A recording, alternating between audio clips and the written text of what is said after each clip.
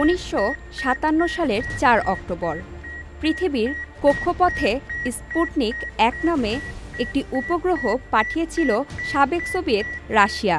সেটি ছিল প্রথমবারের মতো মহাকাশে অবতরণ করা কোনো উপগ্রহ।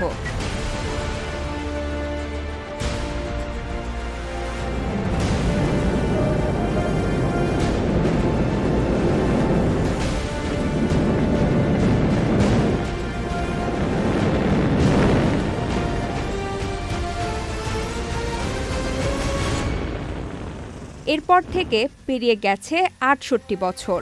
মহাকাশ বিজ্ঞানে পৃথিবী এখন অনেক দূরে গিয়েছে। বহু দেশের হাজারো উপগ্রহ এখন চক্কর খাচ্ছে পৃথিবীর কক্ষপথে।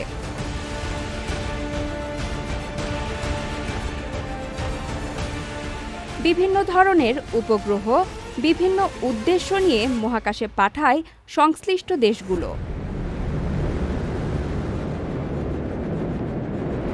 কেউ আবহাওয়ার গতিবিধি জানার জন্য, কেউ গবেষণা, কেউ আবার স্রেফ নজরদারি।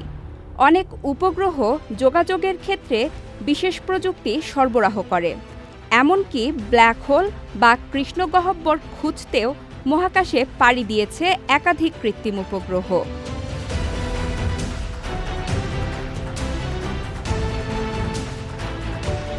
বিশ্ববিদ্যালয় ও গবেষণা প্রতিষ্ঠানগুলোর তথ্য অনুযায়ী ২০২৬ সালের মধ্যে সক্রিয় কৃত্রিম উপগ্রহের সংখ্যা ১৫ থেকে ২০,০০০-এর মধ্যে পৌঁছাতে পারে।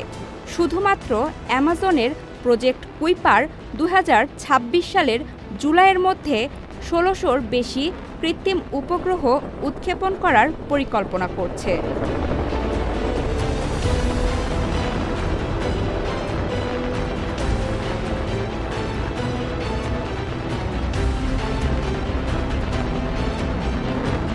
বর্তমানে আমাদের এই পৃথিবীর কক্ষপথে ১০,০০০-এরও বেশি কৃত্রিম উপগ্রহ প্রদক্ষিণ করছে, যা আবহাওয়ার পূর্বাভাস, যোগাযোগ, নৌ চলাচলের সহায়তা করছে এবং পৃথিবী পর্যবেক্ষণে গুরুত্বপূর্ণ ভূমিকা পালন করছে।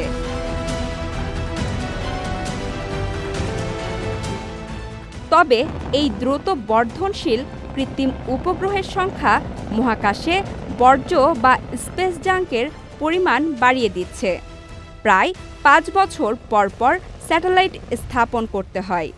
বেশিরভাগ পুরাতন স্যাটেলাইটের উচ্চতা কমিয়ে নষ্ট করে দেয়া হয় এবং তা পুড়ে যায়, আর এতে পৃথিবীর বায়ুমণ্ডলে দূষিত অ্যারোসোলাইজড অ্যালুমিনিয়াম নির্গত হয়।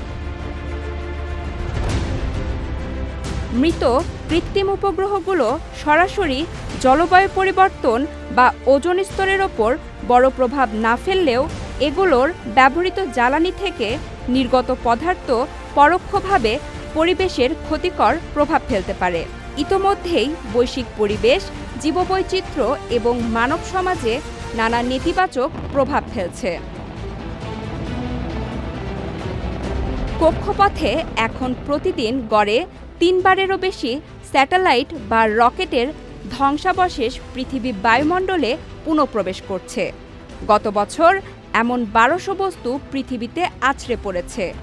সৌর সক্রিয়তার মাত্রা, নতুন উৎক্ষেপণের চাপ আর উপগ্রহের সংখ্যা বৃদ্ধি সবকিছু মিলিয়েই মহাকাশের নিরাপত্তা এখন হুমকির মুখে।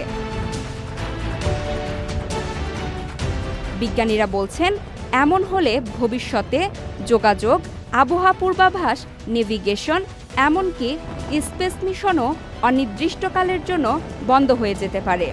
তাই এই মুহূর্তে মহাকাশের সুরক্ষা ও আবর্জনা ব্যবস্থাপনার দিকে নজর না দিলে মানবতার মহাকাশ যুগ হয়তো থেমে যেতে পারে এক বিশৃঙ্খল ধ্বংসস্তূপে।